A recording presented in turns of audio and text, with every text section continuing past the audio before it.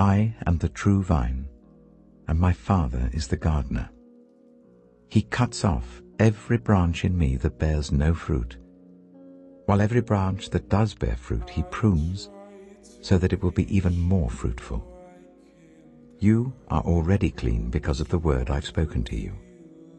Remain in me, as I also remain in you. No branch can bear fruit by itself. It must remain in the vine. Neither can you bear fruit unless you remain in me.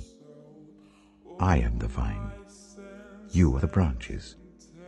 If you remain in me and I in you, you will bear much fruit. Apart from me, you can do nothing. If you do not remain in me, you are like a branch that is thrown away and withers. Such branches are picked up, thrown into the fire, and burned. If you remain in me, and my words remain in you, ask whatever you wish, and it will be done for you. This is to my Father's glory, that you bear much fruit, showing yourselves to be my disciples. As the Father has loved me, so have I loved you. Now remain in my love. If you keep my commands, you will remain in my love, just as I have kept my Father's commands and remain in his love. I have told you this so that my joy may be in you and that your joy may be complete. My command is this: love each other as I have loved you. Greater love has no one than this, to lay down one's life for one's friends. You are my friends if you do what I command. I no longer call you servants, because a servant does not know his master's business. Instead, I have called you friends, for everything that I learned from my Father I have made known to you. You did not choose me, but I chose you and appointed you, so that you might go and bear fruit, fruit that will last, and so that whatever you ask in my name, the Father will give you. This is my command: love each other. If the world hates you, keep in mind that it hated me first. If you belonged to the world, it would love you as its own. As it is, you do not belong to the world, but I have chosen you out of the world. That is why the world hates you. Remember what I told you: a servant is not greater than his master. If they persecuted me, they will persecute you also. If they obeyed my teaching, they will obey yours also. They will treat you this way because of my name, for they do not know the one who sent me. If I had not come and spoken to them, they would not be guilty of sin, but now they have no excuse for their sin. Whoever hates me hates my Father as well.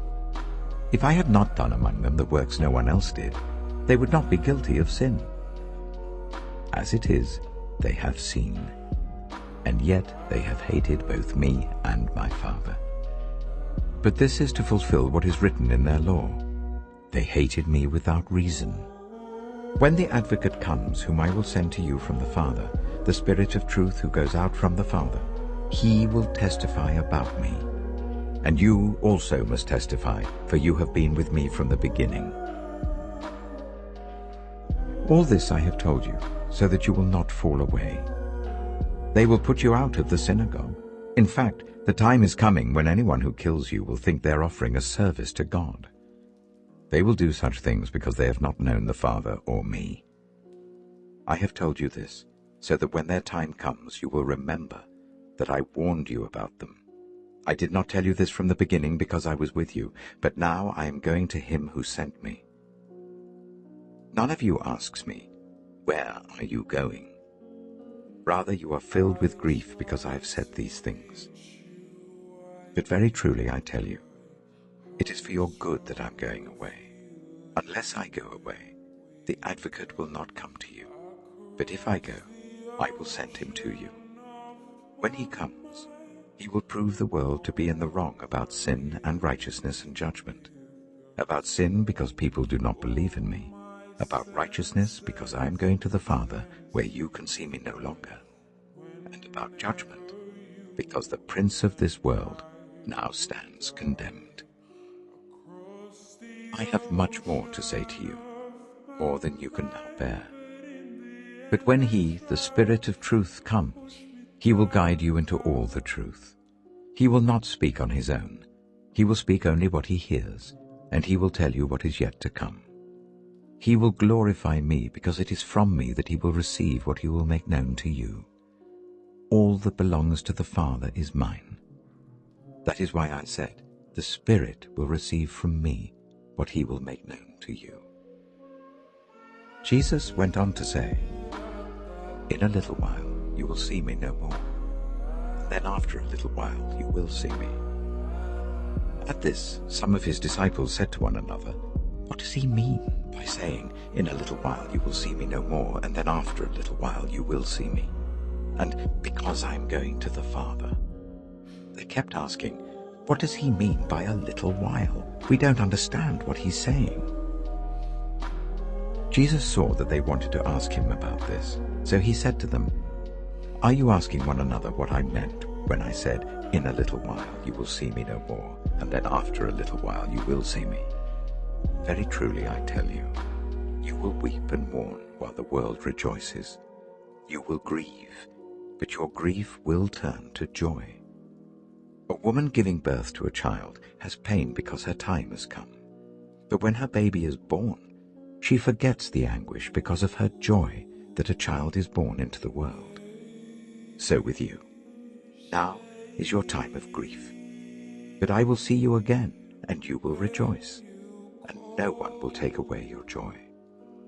In that day, you will no longer ask me anything. Very truly I tell you, my Father will give you whatever you ask in my name. Until now, you have not asked for anything in my name.